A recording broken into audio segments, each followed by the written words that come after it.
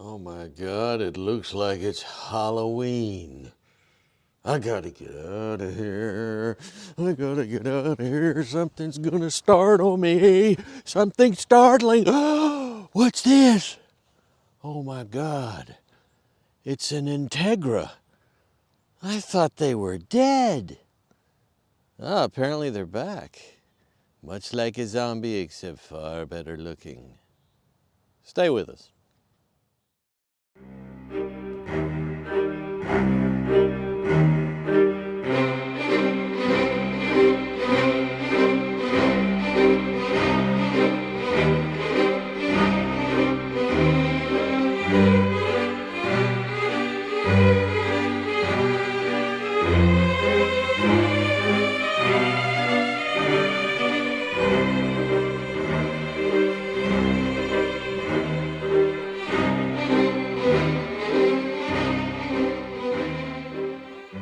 It is not a large globule of mud, it is merely a speck. Ah, A-Spec, eh?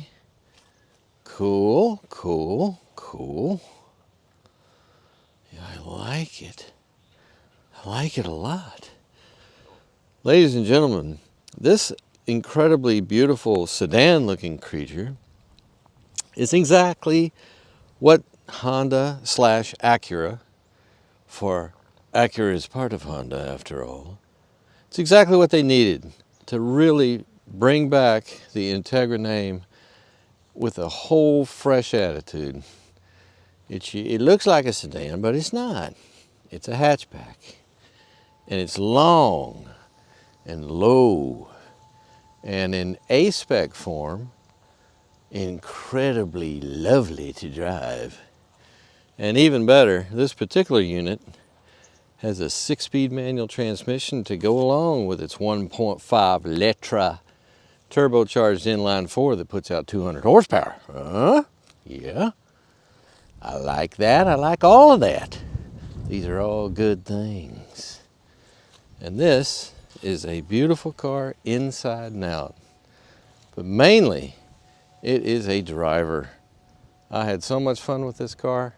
It's different from some of the previous cars I've had that were fun to drive, such as your Kona N and your Golf R and your WRX Subaru, because it's so refined and so smooth and slick and snickety snick. But we'll get to that in a minute. But first, let's take a good look at the hard parts and why this Acura, this Integra from the dead, is such a desirable automobile. Ah yes, on that rocket that Grandpa rode. So here we have our amazingly polished, beautiful, and I mean that not in just the terms of performance, but just look at it. I love how elegantly and logically it's laid out. This Acura, it is a 2-liter inline 4. Look at there's your sparkies. 1, 2, 3, 4 right there. Here's where your cylinders are. But it is in fact direct fuel injected and turbocharged. And it does so many interesting things, this engine. The main thing it does is it goes sort of counter to, same thing with Honda, is they put their inline 4s in their cars transversely, this way instead of this way. And they put the exhaust on this side here, right in front of you, directly in front of you, so you can see all. And what you can see down here, there we go, is your, this is your turbocharger, and this is your, the cool side of the turbocharger, which the exhaust comes through here and spins this, and then it spins the impeller here that sucks in nice air, like right through here, through coming from your air box here, whee, around here and into it. And then it goes out, I believe, to the bottom. But anyway, it is in fact intercooled. So you got hot side, cold side of your turbocharger. And that then goes around and feeds all the way back yonder.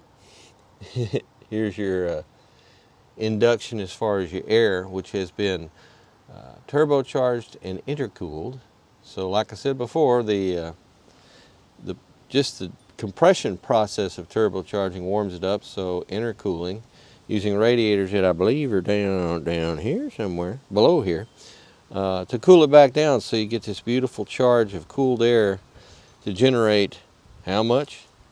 200 horsepower at a peak of 6,000 RPM. And this engine also puts out 192 pounds of feet in your torque department from 1,800 RPM all the way up to 5,000 RPM. That's a nice flat torque peak. I don't know how they do that these days with these turbocharged engines, get these beautiful flat, wide torque peaks.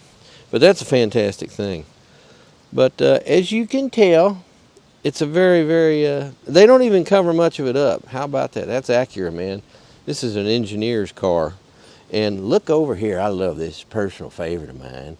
Look at this beautiful little jacket koozie here that goes around your 12-volt battery.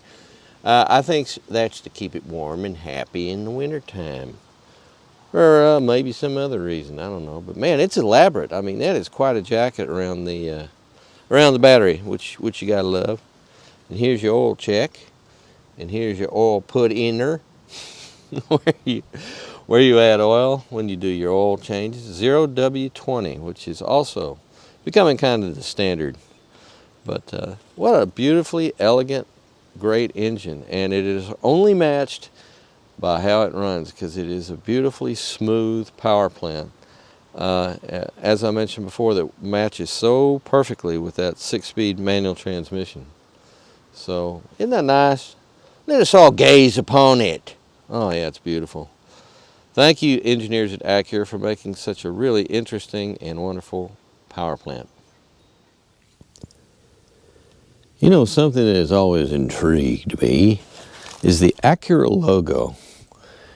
What is it exactly? It's really interesting. It's very simple. On the one hand, it looks like a big A, definitely, no question. But it also looks like a couple of panels leaning next to each other. But more than anything else, for some reason, my strange vision of the world sees an arrow, as in precision, as in accuracy, accuracy. You see? You see what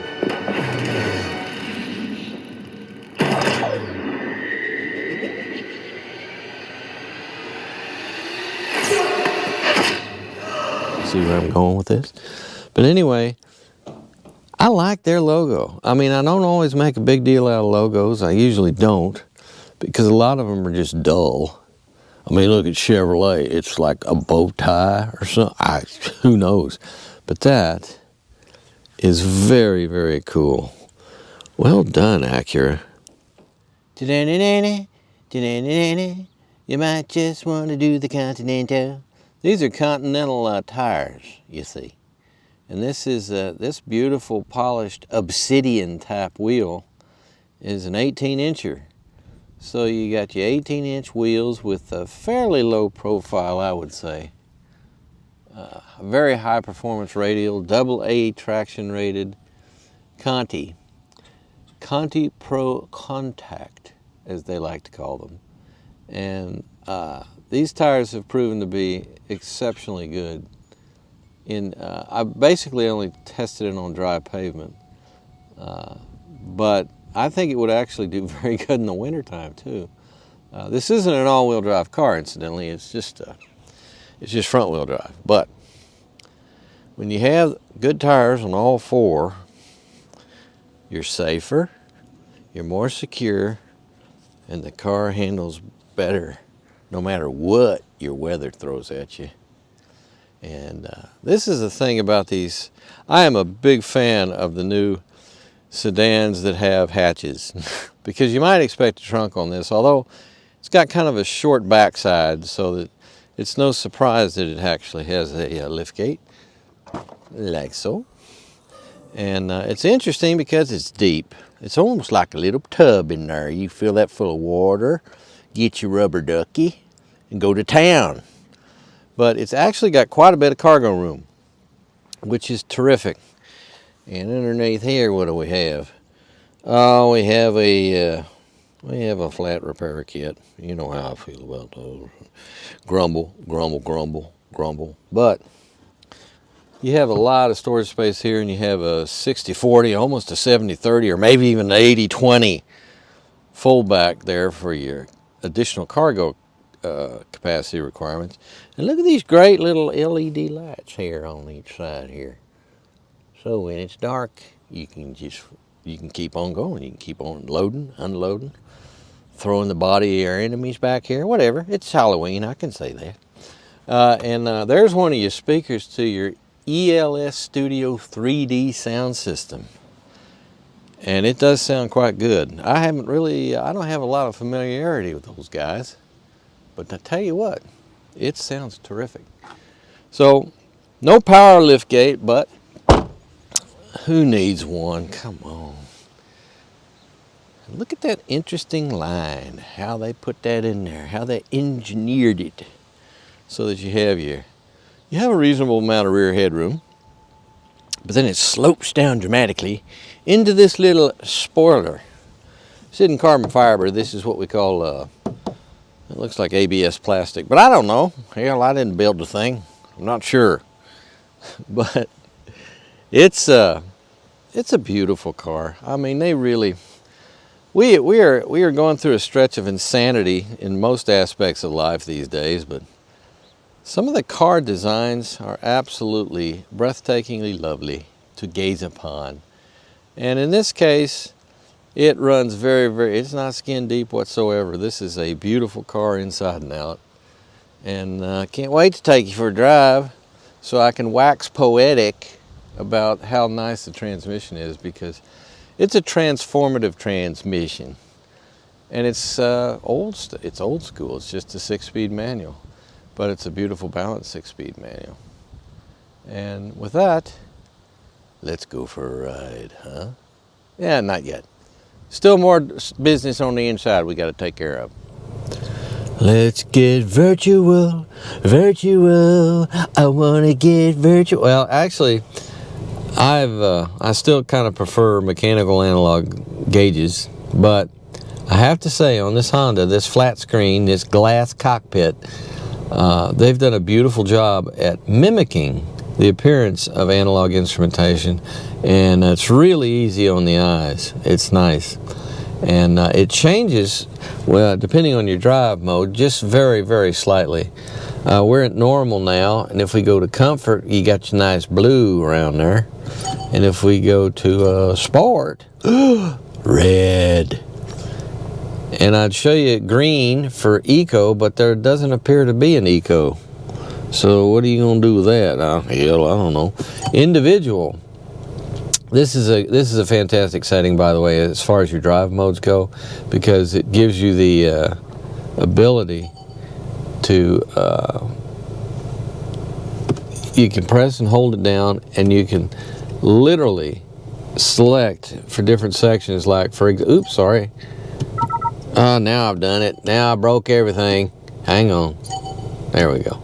Okay, so like for engine, it's set on sport, but I have the option of normal and comfort. Same thing with steering and suspension. All these different settings you can customize for your particular, so you can take one from the comfort side and one from the sport side, and all like that, and customize exactly how you like your car to respond. As usual, there's not a huge amount of difference between these various settings. I'm gonna go back to normal now, but at least you have that so you can fine-tune it a little bit, and that's great. This display is so much fun because if you'll notice, I mentioned this later too, but I love this so much. Here's our little car right here, and you see it's white just like the car. And let's turn on turn signal. Whoa, look at there! And there's the other turn signal. Hit the brakes. Whoa, little car, here's the brakes on. And let's turn on the flashers, why not? See, it'll tell you that the flashers are on. I mean, come on. How much fun is that? Shall I open the door? It looks like there's your door open, but my little car didn't open the door. Oh man, that's a flaw, Acura. I want my little car to do that. You know, open the sunroof, but my little car graphic doesn't seem to have a sunroof. But anyway, I think that's a darling little item. And it's actually useful if you're in your adaptive cruise control mode, because it'll tell you when the adaptive cruise control is actually putting the brakes on, which is good information to have. But anyway, there's like everything, there's some adjustments you can make with the right thumb wheel. We have a bunch of stuff. As I scroll through, there's our navigate. We don't have navigation on this car, unfortunately. We just have a compass, which appears to be generally accurate. That is, in fact, north to the right. Driver attention level is apparently nothing. I have no I'm not paying any attention to what I'm doing. Clearly, I mean, it's kind of obvious. And at the moment, we have one occupant in the driver's seat not wearing a seatbelt because we're parked. And our oil life, and our tire pressure, and our safety support system. This is very interesting. You'll notice here that this particular area is not lit up green, and that is because that is the lane departure warning, which I had to turn off because it was annoying the living crap out of me, because it would shake the wheel and flash. And here in the country setting, you have to often deviate out of your lane just a little bit for just basic driving to avoid obstacles to the right side. So that's turned off. And what else do we have here? And there we're back to normal again. Now on the other side with our other thumbnail, because you do have two thumbs, most people do, so this one gives you access to all your radio material, your phone. You can customize the display to put various items like temperature, which is 46 degrees down there, and other things. Alexa, I don't know who she is. I don't want to talk to her. I have no connection with Alexa, so I don't need that. And there's our apps, and there you go. So very, very straightforward. Nothing overly crazy or elaborate on this. It's actually pretty easy to follow. And as we migrate, here we are going to migrate. Over here, we have our main screen, and there's our home setting. And there, for example is your radio display. Apologize for the flicker. See, if I move this around a little bit, it's still flickering, so that's a frame rate or something. I don't know. It's annoying for you, and I feel bad about that. But it's a very, very clear display. I'd show you the navigation map, but it doesn't have a map on it. So they're expecting you to interface with either CarPlay or Android Auto, and I don't ever do that. So I like an onboard navigation system personally, although some of them, I have one in my 9-year-old car, and it's having problems. A lot of the problems stem from the fact that they're changing the numbers on exits in this part of the world for some reason that completely escapes me, and a lot of the software is not keeping up, and I haven't had it updated, so I don't even know if I can. But moving on, we have very, very conventional and easy to access climate control. You got your automatic setting, of course, which is now in operation. And your thermostat, you can sync it together so both zones are the same. Very easy, very straightforward. I can see here my seat heater is on, and you got your 3, 2, 1 settings for that. No ventilation on this Integra, but the heating is more important than the ventilation, in my opinion. And then we go down here. We migrate down. Someone left their phone down there charging. There we have our interfaces for various peripheral devices. You have your USB and your USB-C. And then here's your drive settings, which I showed you earlier right there. And this is your auto stop on and off. Auto stop on this car, which I will discuss when I'm driving the car, is really interesting with a manual transmission. It works great, works really, really well. But it's a little bit different protocol they have to use because you don't have an automatic transmission. So, there you go. And here we have our cup holder as a demonstration. I have my coffee in there, as you can see. Now, it'd be nicer if my coffee cup stuck up about a 1/9 of an inch higher, but no, that's fine. Then we have a fairly small but deep little console for you. And while I'm in this area, this upholstery is really nice. I believe it's Napa leather. I'm not positive. I have to check. But it's really durable, and then you got suede here and smooth here. And these are sports seats. These are the A-Specs. You know, that's what they call the A-Spec Sport. Since this does have the A-Spec Sport package with its adaptive suspension and all that good stuff. And these seats are wonderful. They are very firm, but in a very comfortable and supportive way. I love them. They're really nice. They've done a great job with that. Your headroom is not fantastic on this car. It is good. But there is one thing, isn't that pretty? Look at how blue the sky is. The bluest skies you've ever seen are in Seattle. We're not in Seattle. We're a long way from Seattle. But that's the interesting thing. You have plenty of hip room, and these seats seem like they're designed that they would actually accommodate a wide range of body types very, very good. If you're wider than I am, you're still going to get good lateral support from the side bolsters, which is great. And the workmanship is also quite good on this car. They've used a variety of materials, not too excessive. It's not gaudy, or it's just classy. I mean, that's kind of been an Acura thing. They've been very, very good at just making a real good, straightforward interior. As mentioned before, here's your cruise array right here, and here's your thumb wheel, which you use for navigating those screens up there. And here's your distance for your adaptive cruise control, and here's your lane thing, which is turned on and off via that.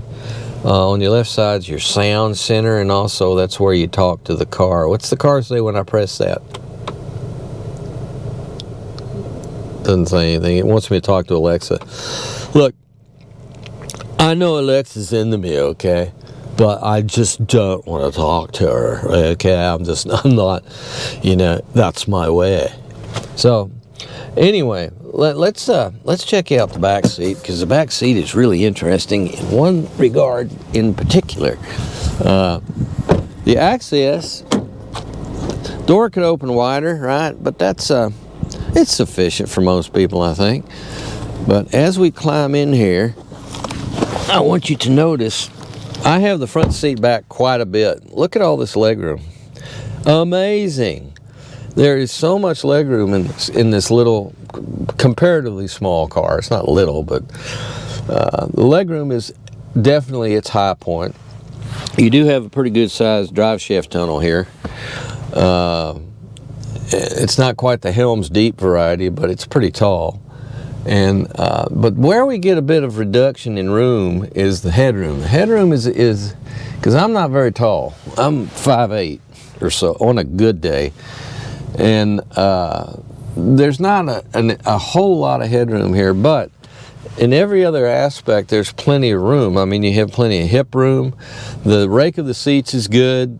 The lumbar support, which is the area right in here, is very, very nice. It's good. I would rate it highly. It's just a headroom that is not super spectacular, and that is because if you look at the rake of that the roof there, and that is all because of the hatchback design, and just the design of the car itself is a fastback, so that's the penalty. A little bit of loss in headroom, but it's not anything excessive. Now let's check the favorite thing. All right, hang on now. Hang on. Yeah. Lower than on a lot of cars, but very comfortable. I think your passengers will be happy. Unfortunately, they have to share a central map light because we don't have the individs, you know. But that's okay. This is an entry level.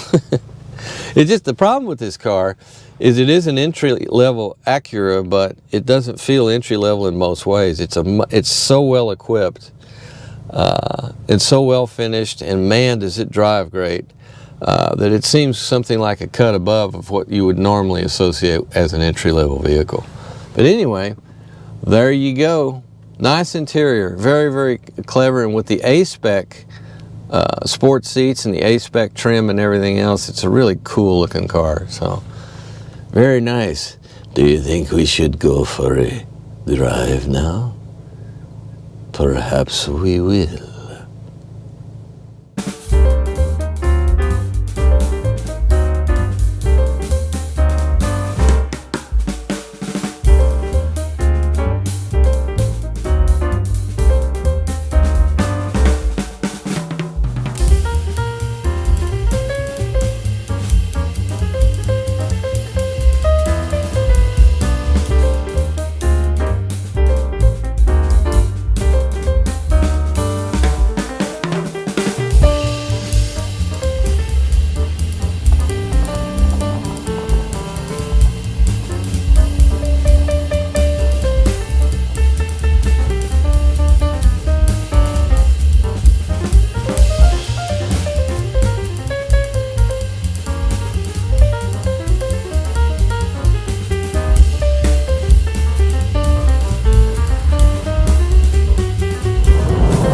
Somebody might just try to take a swing at you. Now, I mentioned before, I don't know if I put that particular video adventure on this particular video adventure, but driving at twilight almost, and this is getting closer to twilight. By the end of this particular video adventure, it will be true twilight, which is kind of pretty. But this time of year, and which is fall, and winter, and spring, and summer, you always got to keep your eyes out for deer around twilight and around dawn, because they put out their cigarettes and start running around. And under those circumstances, they often cross the road or even run into you. The one time recently, I'm going back 10 years at least, that I hit a deer. I swear I did not hit the deer hit me from the side, and the Toyota Motor Corporation told me that I was probably the first person to hit a deer with a Highlander hybrid. This is back when the Highlander hybrid was kind of brand new. And so you got to keep your eyes out for them. But, you know, you got to understand something else. That may not be good enough. Now, do you remember deer whistles? People had deer whistles. You put them on the front of your bumper, and they supposedly whistled a high frequency whistle that deers didn't like, and they'd stay away from your cars. And there was always a big debate about whether or not that even worked. I used to have deer whistles on one of my cars that I put there. They were very cheap. And I never hit a deer with that car. But, yeah, I don't know. I don't like the screen being completely dark like that. It just looks sad. So there we go. We shall pretend we're listening to Woman Going Crazy on Caroline Street by Jimmy Buffett, which is a great song. I've actually stayed on Caroline Street in Key West, but my memory is hazy. As in, when you pass into Key West, all your memories later become hazy. What a great place it was back in the 80s. I don't know what it's like now, but I used to go there regularly. And stay. I didn't stay in Key West. I'd stay just north and go diving along the Big Pine Key and all through all that area. And then at night we'd go into Key West. And I saw some beautiful things there. Wonderful. A lot of people having a good time. And I remember a guy. We were coming back from our evening in Key West and going back up to where we were camping, which was outside of Big Pine Key, if I remember right. And there was a guy crawling along the road sideways. He was crossing the road on his hands and knees, and we went, oh my God. So we stopped the car and jumped out. Hey man, are you okay? Yeah, I'm fine. I'm just fine. Don't you worry about me. Everything's just fine. Just going over here, and I'll be over here. And we watched him for a few minutes, and like a big turtle, he just kind of walked across, he crawled across the road into this yard, and I guess he lived there. I don't know, but welcome to Key West back in 1983, 4, something like that. Anyway, oh yeah, the Integra. You know, for what this car costs, this is one of the few genuine bargains I have seen in a long time. Because the sticker on this is just over 37, and it's such a great car. The only thing I wish it had that it does not have is it doesn't have a navigation system, and naturally you have compatibility to pair with your phones and everything else, and also there's some kind of an Alexa compatibility. What? I do not have this vocal love for telling computers and cars and things what to do. I'll have to learn it because that's the future. And actually, I have mixed feelings about it, because every car when I've had it activated on the car I've been in, I'll be talking to somebody or something like that, and the car will do something I don't want it to do. Not bad. I mean, it doesn't like suddenly shift into sport mode or something like that. But it tends to annoy me a lot. But there are other times. I had a BMW X5 SUV once that I could not forget for the life of me figure out how to easily put in the address into the navigation system of where I was going.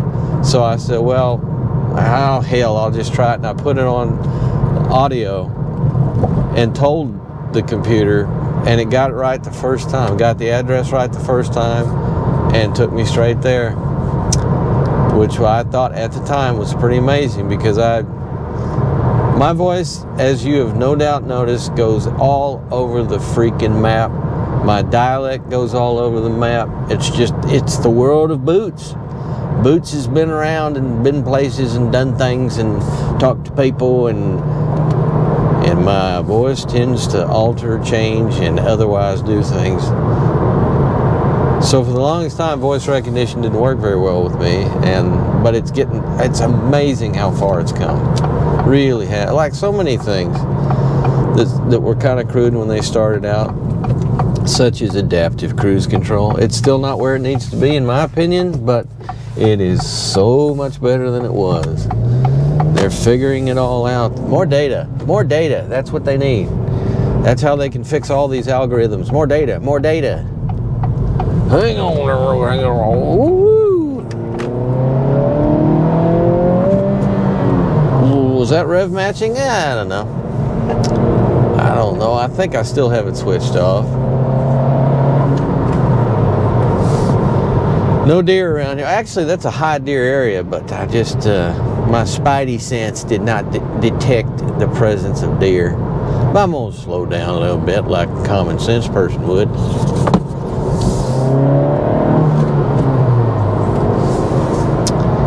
All right.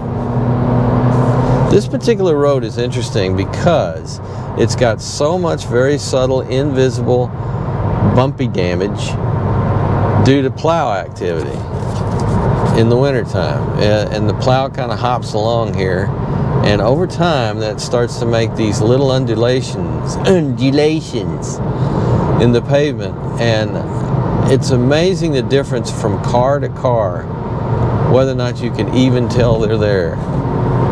A lot of times they're pretty nasty. They're just, it's an annoyance. It's a drumming sort of annoyance.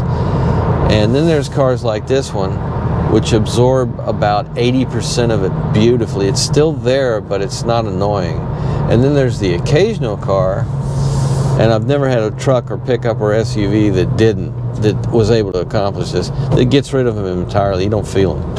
The suspension has such a wide capability of handling bumps while still staying firm enough for good handling that you don't even know they're there. You don't know there's anything wrong with this pavement. Then you get in any pickup truck made today, full-size truck made today in particular, any of them, no exceptions. And you can really feel them. It's what we call busy, when the suspension gets busy. So, does it look like twilight now, or is my camera still... I think it's about a 2.8 lens on that camera. I'm guessing. It's a 2.8 or a 3.5. It's probably getting close to wide open to compensate for everything so that you have a decent amount of light coming in. But it's starting to get dark. I'm telling you. It's starting to get dark. Oops. All right, I said it before, and I will say it now. This is real twilight. No, really. The little car that is telling me what my little car is doing now has headlights on. And everything you do, it does. It doesn't have a little sunroof on it, which is a shame, because then you could open the sunroof and the little sunroof would pop open or something. But it does not do that. You can see out to the right. You can't. It's full moon coming up. Matter of fact, we're going to head right toward it. Maybe you'll be able to see it. Maybe you think I lie. There is no full moon. There is. There is, in fact. But here we are. I like the night lighting on this. The headlights are a lovely tone in that they are completely white halogenic. I can't say that. It's not a word anyway, so I shouldn't get too concerned about it, but I think they're halogens or HEDs or LCDs, or you can get a reclining seat on the LTD. That's from a commercial back in the 70s when Ford Motor Company was comparing the LTD to a Jaguar sedan. And it was one of the dumbest commercials ever. But, you know, because you don't compare those two cars because they're in a completely different class of automobile. And you're a lot better off if you just need a nice day-to-day transportation with the LTD, because the Jag would be problematic. But in terms of ride and handling and everything else and just beauty, the Jaguar destroys the LTD back then. But then again, he thought they were being real clever, saying they had the British guy doing the LTD. Can you see that moon? Can you see? Can you see? It's beautiful. You had the British guy talking about the Jaguar has a reclining seat, and then at the same time, split screen, the guy for Ford would say, look, the LTD has a reclining seat too. Like, wow, that's amazing. Who knew? And my favorite line at the beginning of the commercial, I remember the stuff that doesn't matter, like you wouldn't believe. But at the beginning of the ad, the British commentator says, well, the Jaguar is a bit more powerful, of course. And then the Ford guy goes, well, you'd expect that for the money. I mean, why are we even making this comparison, you know? Anyway. The car clings like the limpet it is to the roadway. And there we have the beautiful full moon. Boy, it's going to be so bright. You know, if I let the cats out, like after dinner tonight, I ain't seeing them again till the morning. And I don't like that. I like everybody in and buttoned down by 1 o'clock in the morning. And they know this, these cats. But they're having such a good... They can't even tell, with a full moon and a clear sky, they can't even tell it's nighttime. Because them eyes, those pupils just dilate so far open that their ability to see at night is staggering. And I have my automatic high beam dimmer on because I can't turn off... I can't figure out how to turn it off. I'm sure I could if I mess with it enough, but there's no... one thing I like about Toyotas is they have a switch right over here on any Toyota that I've driven that has the automatic headlight dimming system on it, and you can just turn it off with the flip of the button. This is a little more involved. And there's one of our, here we have a twilight corner heading towards the moon.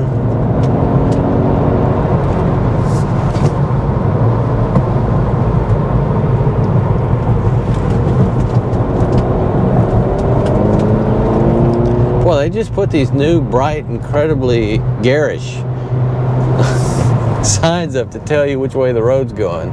That's not a bad idea. I guess I don't mind that. But it is extreme.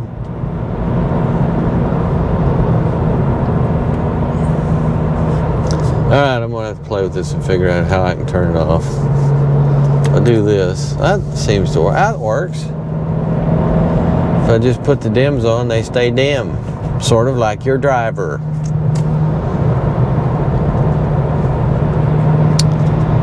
But one of the things that helps make this car handle so predictably and so with such stability is the fact that they really do stretch out the stance of the car quite a bit. Pretty wide stance. And that and the fact that I think the center of gravity on this car is fairly low. Because it does look lowered. I have to look into this more because every time I look at this car when it's parked, I feel like it looks like the suspension's been lowered slightly. But I don't think it has. I could be wrong. That could be an A-Spec thing. And if so, you'll be the first to know as soon as I figure it out. But anyway, these things in combination, along with really good suspension components and excellent tuning on these springs and shocks, make this car a delight to drive. And it also is just a delight to ride in because the ride quality is so good. $37,000. You can't go wrong with this car. I never say that. There are so many vehicles out there that I've tested, even in my short duration on YouTube, that I feel like are really ludicrously overpriced. Just because, well, especially pickup. I mean, you have to look at, here's the big secret of it all. What does it cost said company to build said vehicle? And I know for a fact that pickups are cheap to build. Because as I've always made the comparison, it's like a school bus. It's just a truck frame with a body bolted to it. And then they naturally, they'll say, well, they'll point out to all the new technology, and they do have a lot of new technology, no question. But overall, you're still looking at a real simple vehicle. Just a straight rear axle with either leaf springs or coil springs. And I prefer leaf springs myself if I'm actually going to use the truck to do anything. As we drive towards twilight into darkness, the moon is rising. You can hear it, you know, it's on a big cable. Yeah, a lot of people don't realize this, but the moon is on a great big cable and they haul it up. You can hear it if you, all that block and tackle and all that stuff they use to haul that thing up there. To think we flew there and landed there and left, and when we left like some ungodly amount of garbage behind. Do you know that? In the typical American sense, we left a bunch of broke down cars in the yard. One of the things that Acura does so incredibly well is their suspensions, period, full stop, because they handle so good, and they also maintain a very, very comfortable, compliant ride, and they're never resting when it comes to developing these things. Matter of fact, one of the first of what I would call the latest issue in terms of four-wheel steering was, I can't remember which model it was, but they've been high on that, and I made a big deal out of the fact that the Genesis G90 has it, even though they don't talk about it much. But it's a great feature because the rear wheels will pivot in one direction opposite of that of the front wheels in tight situations, and then they go the same direction in when you're at higher speeds. and to help maintain stability, which is kind of cool. Now this car doesn't have that. I'm not saying that this car has that, it doesn't, but what I am saying is it has the same kind of attention to detail / sophistication that makes Acuras such interesting cars. As you can see, the rest of the car is nicely tucked away and protected by some, these covers are not strong, they're not steel, this is not an off-road vehicle, but you got a lot of decent protection and aerodynamics here to help maintain the rather excellent fuel economy that one observes with this car. So there you go, rear suspension. I'd show you the front suspension, but I find them boring. I don't know why I'm obsessed with the rear suspension on cars, because a lot of times there's just interesting innovations that seem to be made on the rear, and the fronts, well, they're also very, very sophisticated in their own way, and they also have to steer the car, but I find the most interesting development right now in this point in history seems to be in the rear suspension. My thoughts, that's it. Thank you. Now, what kind of a host would I be if I don't tell you what's on the Monroney? Well, here's the Monroney for you to see yourself. And as you can see, with the A-Spec package, our 2023 Integra has a price of $37,395. Interesting also, it got I got about 31 miles per gallon, and that fits right into the middle of the EPA estimates. So this is a terrific car. That's all I can say about that, and it's actually a bargain, in my opinion.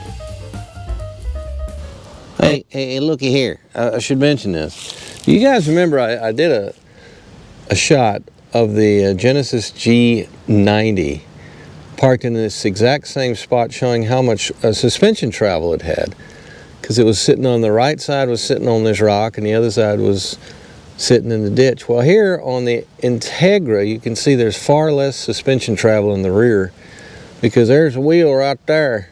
You could change that tire if you needed to.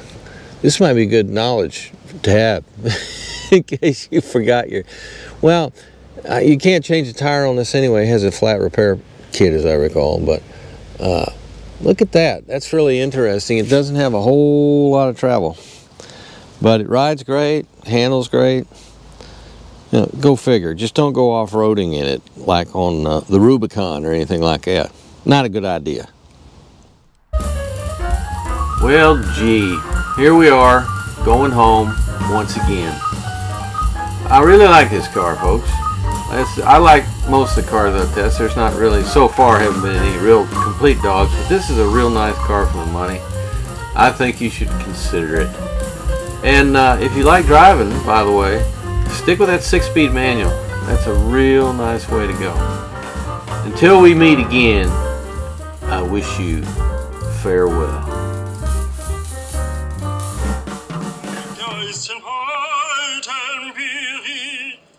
Gesandt geworden ist viel